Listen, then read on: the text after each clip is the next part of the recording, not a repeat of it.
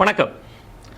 அக்கா தாரகை கத்பட் அவர்கள் நேற்றைக்கு ஒரு போராட்ட அழைப்பை கொடுத்திருக்காங்க. ஒரு போராட்ட அறிவிப்பை வெளியிட்டிருக்காங்க. இந்த போராட்டத்திற்கான காரணமும் அக்காவின் அறிவிப்பும் நிச்சயமாக வரவேற்கத்தக்கது.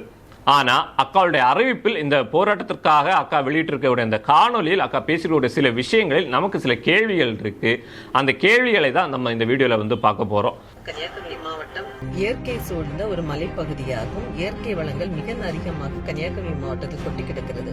ஆனால் இந்த இயற்கையை அழித்தே தீர்வேன் என்று கக்கணம் கட்டிக்கொண்டு சில குவாரிக்காரர்களும் சில உடந்தைகளுடன் இந்த இயற்கையை அழித்து லாரிகளில் கனிம வளங்களை கொடுத்து பிற அடுத்த மாநிலமான அண்டை மாநிலமான கேரளாவுக்கு கடத்தி சென்று கொள்கிறது. குவாரிக்காரர்களும் அவர்களுக்கு உடந்தையாக சிலரும். அந்த உடந்தை யாரு? முறைகேடாக இங்கிருந்து கனிம வளம் வெட்டப்படுதுன்னா குமரி மாவட்டத்தில் இருக்கக்கூடிய கனிம வள அதிகாரிகளுக்கு தெரியாமல் கனிம வளங்கள் வெட்டப்படுதா? அதையும் தாண்டி இங்கிருந்து கேரளா மாநிலத்துக்கு கடத்தப்படுதுன்னா இந்த எல்லையோர பகுதிகளில் 3 சோதனை சாவடிகள் இருக்கு. இந்த 3 சோதனை சாவடிகள் வழியாக இந்த கனிம வளங்கள் கடத்தப்படுதுன்னா இங்க இருக்கக்கூடிய காவல்துறைக்கு தெரியாம இது நடக்குதா? அப்போ அக்கா இந்த வீடியோல ஆரம்பத்திலே குமரி மாவட்டத்தில் இருக்கக்கூடிய கனிம வளத்துறையையும் காவல்துறையையும் நேரடியாக குற்றம் சாட்டுறாங்க. இவர்களுக்கு தெரியாம இது நடக்கல, குவாரியாளர்களுக்கு உடந்தையாக இந்த அதிகாரிகள் உடந்தையாக இருக்காங்க அப்படிங்கறத அக்காவுடைய முதல் ஸ்டேட்மெண்ட்ல அக்கா சொல்லியிருக்காங்க. இப்படி அனுமதி இல்லாமல் இவர்கள் கடத்தி செல்கிறார்கள் என்பது மிகப்பெரிய கேள்விக்குறியாக இருக்கிறது.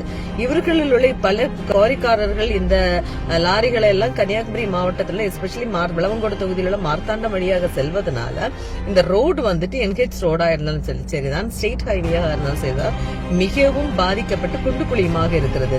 அது மட்டும் இல்ல, அக்கா அனுமதி இல்லாம போகுது அப்படின்னு சொல்லி பேசியிருக்காங்க. இந்த அனுமதி இல்லாம போகுது அப்படின்னு பேசும்போது நம்ம குமரி மாவட்டத்தில் இருக்கக்கூடிய அமைச்சர் திமுக அரசினுடைய அமைச்சர் ஐயா மனோ தங்கராஜ் அவர்கள் என்ன சொல்றாருன்னா, குமரி மாவட்டத்தில் அனுமதி இல்லாமல் எந்த ஒரு குவாரியும் இயங்கவில்லை. திமுக ஆட்சிக்கு வந்த பிறகு அனுமதி இல்லாமல் இயங்கப்பட்ட அத்தனை குவாரிகளும் மூடப்பட்டுள்ளது.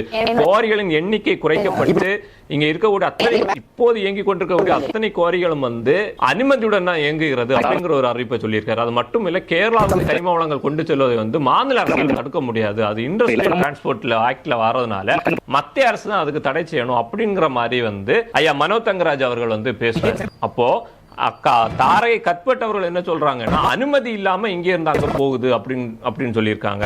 ஐயா மனோ தங்கராஜ் அவர்கள் என்ன சொல்றாங்கன்னா, இங்க இந்த அனுமதியோட தான் போகுது அப்படின்னு சொல்றாங்க. ஒரே கூட்டணியில் இருந்து இருவர் 2 கோணங்கள்ல பேசுறாங்கன்னா முதல்ல அவங்க 2 பேருக்குள்ளாடி ஒரு புரிதல் இப்ப ஐயா மனோ தங்கராஜ் அவர்கள் சொல்வது உண்மையாக இருந்தால் ஐயா மனோ தங்கராஜ் அவர்கள் அக்காவுடன் பேசி அக்காவுக்கு ஒரு புரிதலை ஏற்படுத்த வேண்டும். இந்த சட்டத்தின் அடிப்படையில் தான் இங்கு குவாரிகள் இயங்குகிறது, குவாரியில் இருந்து கனிம வளங்கள் கேரளாவுக்கு இந்த சட்டத்தின் அடிப்படையில் தான் சென்று கொண்டிருக்கிறது அப்படிங்கிற மாதிரி ஒரு புரிதலை அக்காவுக்கு ஏற்படுத்த வேண்டும். இல்ல அக்கா சொல்றதுதான் உண்மை, இங்க அனுமதி இல்லாமல் கனிம வளங்கள் கடத்தப்படுகிறது அப்படின்னு சொல்றது உண்மையா இருந்தா அக்கா மனோ தங்கராஜ் அவர்களிடம் அழுத்தத்தை கொடுத்து, தமிழக அரசுக்கு அழுத்தத்தை கொடுத்து அதை நிறுத்துவதற்கான நடவடிக்கைகளை எடுக்க வேண்டும். ஐயா மனோ தங்கராஜ் அவர்களுக்கு அக்கா அதை புரிய வைக்க வேண்டும். அக்கா அடுத்தது இந்த சாலை பிரச்சனையை பத்தி பேசியிருக்காங்க. இந்த கனிம வள லாரிகள் அதிகமாக போறதுனால இங்க இருக்கக்கூடிய ஸ்டேட் ஹைவேயாக இருந்தாலும் சரி, நேஷனல் ஹைவேயாக இருந்தாலும் சரி, மிகப்பெரிய அளவில் பாதிக்கப்பட்டிருக்கு அப்படிங்கிற மாதிரி அக்கா பேசியிருக்காங்க.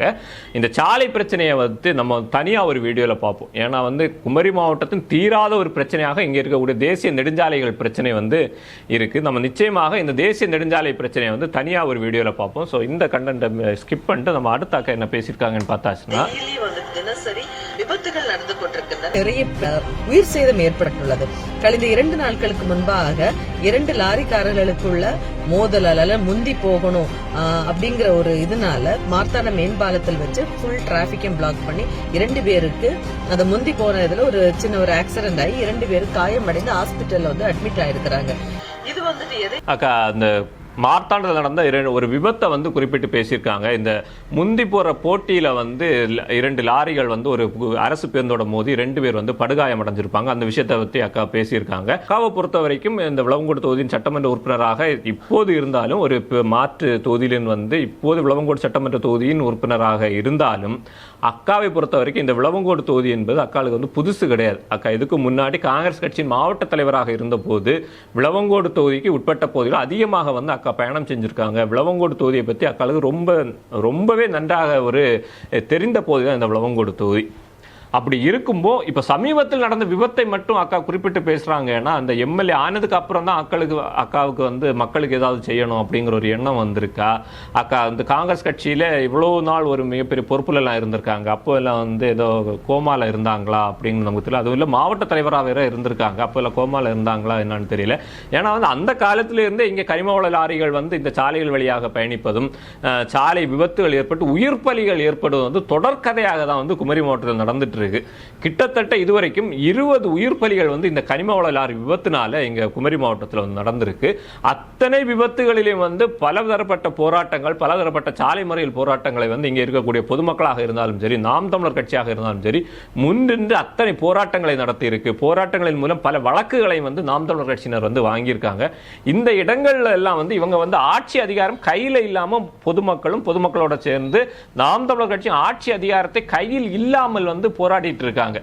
அந்த இடத்துல காங்கிரஸ் கட்சி ஒரு மிக வலிமையான கட்சி, தேசிய அளவில் வந்து ஒரு எதிர்க்கட்சியாக இருக்கக்கூடிய கட்சி. அது மட்டும் இல்ல, தமிழ்நாட்டை பொறுத்த வரைக்கும் தமிழ்நாட்டை ஆட்சி செய்து கொண்டிருக்கக்கூடிய திமுக அரசின் கூட்டணியில் இருக்கக்கூடிய ஒரு கட்சி. குமரி மாவட்டத்தில் 3 சட்டமன்ற உறுப்பினர்கள் இருக்கிறார்கள் காங்கிரஸ் கட்சி சார்பில். அது மட்டுமில்ல, குமரி மாவட்ட பாராளுமன்ற உறுப்பினர் காங்கிரஸ் கட்சியை சார்ந்தவராக இருக்காரு.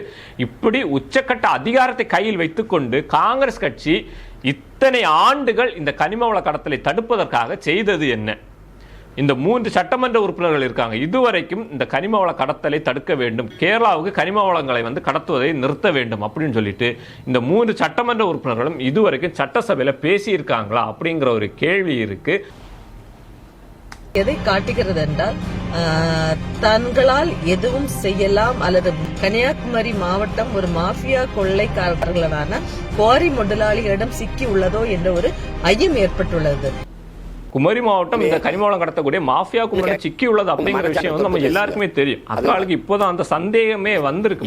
ஒருவேளை மாஃபியா கும்பலின் கையில இருக்குதோ குமரி மாவட்டம் அப்படிங்கிற சந்தேகம் அக்காவுக்கு இப்பதான் வந்து லைட்டா வந்திருக்கு. ஆனா மாஃபியா கும்பல் கட்டுப்பாட்டில் தான் குமரி மாவட்டம் இருக்கிறது அப்படிங்கிற விஷயம் வந்து நம்ம எல்லாருக்குமே தெரியும். ஆனா இங்க குமரி மாவட்டத்தில் இருக்கக்கூடிய நாம ஏற்கனவே சொன்னவர் காங்கிரஸ் கட்சியை சார்ந்த 3 சட்டமன்ற உறுப்பினர்கள் இருக்காங்க, திமுகவை சார்ந்த 2 சட்டமன்ற உறுப்பினர்கள் இருக்காங்க. அது மட்டும் இல்ல, தேசிய ஆளும் கட்சியாக இருக்கக்கூடிய பாஜக சார்ந்த ஒரு சட்டமன்ற உறுப்பினர் நம்ம குமரி மாவட்டத்தில் இருக்காங்க. கூடவே வந்து ஒரு பாராளுமன்ற உறுப்பினராகவும் கூட ஒரு காங்கிரஸ் கட்சியை சார்ந்த ஐயா விஜய் வசந்த் அவர்கள் தான் இங்க இருக்கார். இப்படி 6 சட்டமன்ற உறுப்பினர்கள், ஒரு பாராளுமன்ற உறுப்பினர், அப்படியாக ஒட்டுமொத்த இந்திய அளவில் பார்த்தாலும் தமிழ்நாட்டு அளவில் பார்த்தாலும் மிகப்பெரிய கட்சியை சார்ந்த ஒரு மிகப்பெரிய அதிகாரத்தை தன்னுடைய கையில் வைத்திருக்கக்கூடிய கட்சியை சார்ந்தவர்கள் இந்த குமரி மாவட்டத்தின் சட்டமன்ற உறுப்பினர்களாகவும் பாராளுமன்ற உறுப்பினர்களாகவும் இருக்காங்க. இப்படி 6 சட்டமன்ற உறுப்பினர்களையும் ஒரு பாராளுமன்ற உறுப்பினரையும் தாண்டி குமரி மாவட்டம் மாஃபியா கும்பலின் கையில் இன்னைக்கு சிக்கி இருக்குன்னா, இது வந்து இங்க இருக்கக்கூடிய ஆட்சியாளர்களின், இங்க இருக்கக்கூடிய சட்டமன்ற உறுப்பினராக இருந்தாலும் சரி, பாராளுமன்ற உறுப்பினர்களின் இயலாமையை தான் காட்டுது. அக்கா வந்து போராட்ட அழைப்பு அப்படிங்கிற பேர்ல வந்து ஒரு காங்கிரஸ் கட்சியின் இயலாமையை வந்து இந்த வீடியோ மூலமாக வெளிப்படுத்தியிருக்காங்க. குமரி மாவட்டம் மாஃபியா கும்பலின் கட்டுப்பாட்டில் இருக்குன்னா, இத்தனை ஆண்டுகள் இந்த மண்ணை ஆண்டு கொண்டிருக்கக்கூடிய காங்கிரஸ் கட்சியும் திமுகவும் இந்த மண்ணுக்கு செய்தது என்ன? இத்தனை ஆண்டுகள் குமரி மாவட்ட மக்கள் இந்த காங்கிரஸ் கட்சிக்கும் திமுகவுக்கும் மாறி மாறி வாக்களித்து அவர்கள் கையில் குமரி மாவட்டத்தை ஒப்படைத்து அவர்களுக்கு கிடைத்தது இன்று குமரி மாவட்டம் மாஃபியா கும்பலின் கட்டுப்பாட்டில் இருக்கிறது என்று காங்கிரஸ் கட்சியை சார்ந்தவரே, இந்த குமரி மாவட்ட மக்கள் யாரை நம்பி வாக்கு செலுத்தினாங்களோ அந்த கட்சியை சார்ந்த ஒரு சட்டமன்ற உறுப்பினரே இன்னைக்கு குமரி மாவட்டம் மாஃபியா கும்பலின் கட்டுப்பாட்டில் இருக்கிறதுன்னு சொல்றாங்கன்னா, குமரி மாவட்ட மக்களின் மண்ணையும் வளங்களையும் இந்த மாஃபியா கும்பலின் கையில் எடுத்து கொடுத்ததுதான் இத்தனை ஆண்டுகள் இவர்களை நம்பி வாக்களித்த மக்களுக்கு இவர்கள் கைமாறாக செய்தது. குமரி மாவட்டத்தில் மார்த்தாண்டம் வழியாக செல்லுமே ஆனால் என்னுடைய தலைமையில் மிகப்பெரிய மறியல் போராட்டம் செய்து லாரிகளை சிறைப்பிடிப்பேன் என்பதை உறுதியாக நான் கூறிக்கொள்கிறேன். அக்கா இப்ப வந்து இந்த மண்ணின் மீதும் மக்களின் மீதும் இந்த இயற்கையின் மீது இத்தனை அக்கறை கொண்டு இனிமேல் வந்து விளவங்கோடு தொகுதிக்கு உட்பட்ட சாலையின் வழியாக கனிமவள லாரிகள் சென்றால் அதை தடுத்து போராட்டம் நடத்துவேன் அப்படிங்கிற மாதிரி ஒரு அறிவிப்பை வந்து அக்கா வெளியிட்டு இருக்காங்க. நான் ஏற்கனவே சொன்ன மாதிரி இந்த விளவங்கோடு தொகுதிங்கிறது வந்து அக்காளுக்கு வந்து புதுசு கிடையாது. இந்த விளவங்கோடு தொகுதியை உள்ளடக்கிய குமரி காங்கிரஸ் மேற்கு மாவட்டத்தின் தலைவராக இருந்தவர் அக்கா. அக்கா வந்து தலைவராக இருந்த போதுதான் நாம் தமிழர் கட்சி வந்து தக்கலை பகுதியில் அண்ணன் சீமான் தலைமையில் முதல் முறையாக கனிமவள பிரச்சனைக்கு எதிராக ஒரு மிகப்பெரிய ஆர்ப்பாட்டத்தை வந்து நடத்தியது. இந்த ஆர்ப்பாட்டம் நடத்திய போது இங்கே காங்கிரஸ் கட்சியின் மேற்கு மாவட்ட தலைவராக இந்த அக்கா தாரை கத்பட் அவர்கள் என்ன பண்ணாங்கன்னா, இந்த போராட்டத்தை முன்னெடுத்து நடத்துவதற்காக குமரி மாவட்டத்திற்கு வருகை தந்த அண்ணன் செந்தமன் சீமான் அவர்கள் குமரி மாவட்டத்தில் கால் வைத்தால் அவரை கொன்று விடுவோம், அவரை உயிரோடு எரித்து விடுவோம் என்று காங்கிரஸ் கட்சியினர் வந்து கொலை மிரட்டல் கொடுத்தார்கள். அப்போது காங்கிரஸ் கட்சியின் தலைவராக இருந்து வேடிக்கை பார்த்தது அக்கா தாரை கத்பட் அவர்கள்.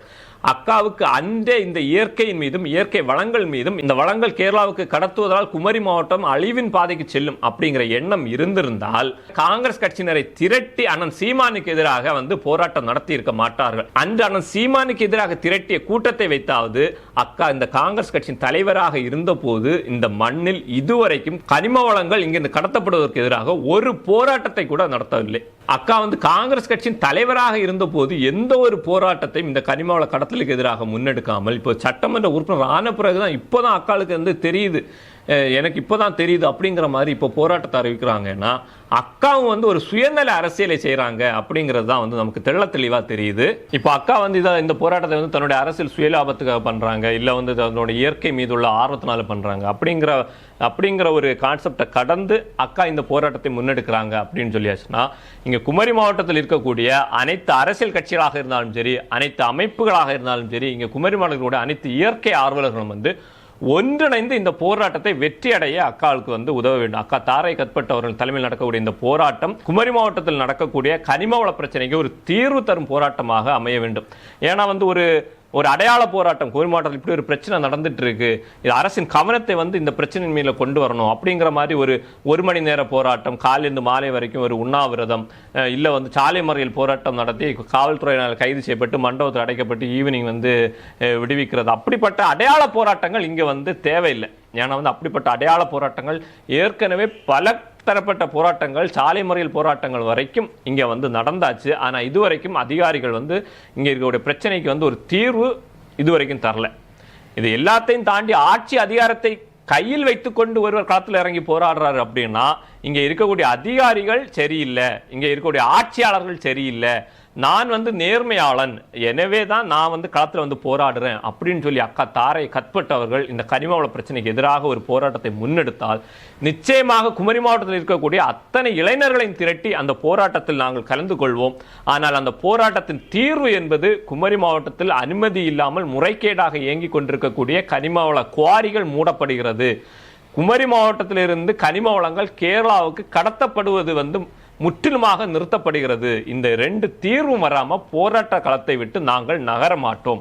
அக்கா தாரை கத்பட் அவர்களும் இந்த இரண்டு கோரிக்கைகளுக்கும் முறையான தீர்வை ஏற்படுத்தி தருவதாக இருந்தால் இந்த போராட்டத்தை தைரியமாக முன்னெடுங்கள். அனைத்து அரசியல் பாகுபாடுகள், அமைப்பு பாகுபாடுகளை கடந்து குமரி மாவட்டத்தின் இயற்கை ஆர்வலராக இருக்கக்கூடியவர்கள், குமரி மாவட்டத்தின் இளைஞர்கள், கல்லூரி மாணவர்கள் ஒன்றிணைந்து உங்கள் போராட்டத்திற்கு வலி சேர்ப்பதற்கு தயாராக இருக்காங்க. ஆனா அந்த போராட்டத்தின் தீர்வு என்பது குமரி மாவட்டத்திலிருந்து கனிம வளங்கள் கேரளாவுக்கு கடத்தப்படுவது முற்றிலுமாக தடை செய்யப்படுகிறது, குமரி மாவட்டத்தில் முறைகேடாக இயங்கிக் கொண்டிருக்கக்கூடிய குவாரிகள் முற்றிலுமாக நிறுத்தப்படுகிறது அப்படிங்கிற மாதிரி தான் அந்த போராட்டத்தின் தீர்வு இருக்க வேண்டும். அப்படி ஒரு தீர்வு வராமல் அணி திரண்டு வரும் இளைஞர் கூட்டம் அந்த களத்தை விட்டு நகராது, உங்களையும் நகர விடாது அப்படிங்கறத வந்து அக்காளுக்கு நாங்க வந்து தெரியப்படுத்துறோம். அக்கா வந்து காங்கிரஸ் கட்சியோட எம்எல்ஏவாக இருந்தாலும் திமுக அரசுடன் வந்து கூட்டணியில தான் இருக்கீங்க. உங்களுடைய கூட்டணி கட்சியுடன் வந்து முதல்ல வந்து பேச்சுவார்த்தை நடத்துங்க. பேச்சுவார்த்தை நடத்தி இங்க இருக்கக்கூடிய பிரச்சனைகள் தீர்வு ஏற்படவில்லை என்றால் தைரியமாக போராட்ட களத்திற்கு வாருங்கள். உங்களுடைய போராட்ட களத்தில் நாங்கள் ஒன்றிணைந்து போராடுவோம். ஆனால் தீர்வு வராமல் நாங்கள் நகர மாட்டோம், உங்களை நகர விட மாட்டோம். மீண்டும் இன்னொரு வீடியோவில் சந்திக்கலாம். நன்றி.